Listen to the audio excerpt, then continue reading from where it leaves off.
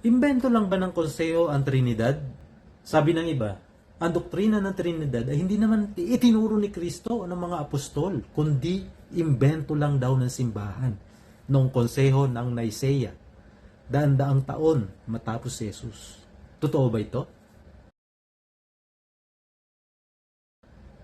Hindi. Ang konseho ng Nicaea ay hindi lumikha ng bagong turo.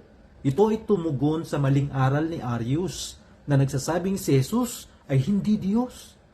Layunin ng konseho, ipagtanggol ang pananampalatayang itinuro na ng mga apostol. Ang turo ng Trinidad ay makikita na sa Biblia mismo. Binyagan ninyo sila sa pangalan ng Ama, Anak at Espiritu Santo. Mateo chapter 28 verse 19. Ang biyaya ng Panginoong Jesucristo at ang pakikisama ng Espiritu Santo. 2 Corinto chapter 13 verse 14.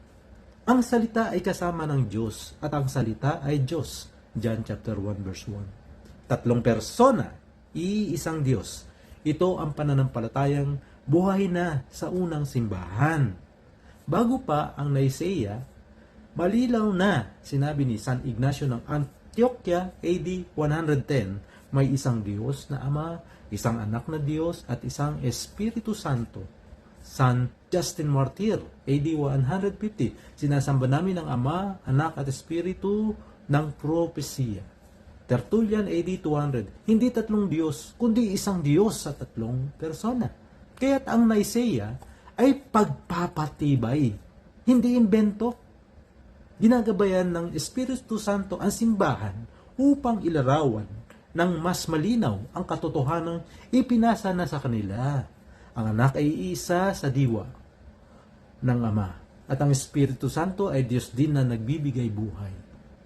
Ang Trinidad ay hindi likha ng konseho, kundi pahayag ng Diyos na ipinasa ng mga apostol at ipinagtibay ng simbahan sa patnubay ng Espiritu Santo.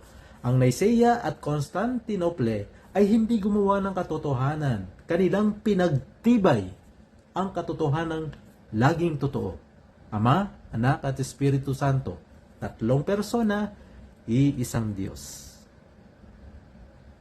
In the name of the Father, Son, the Holy Spirit. Amen.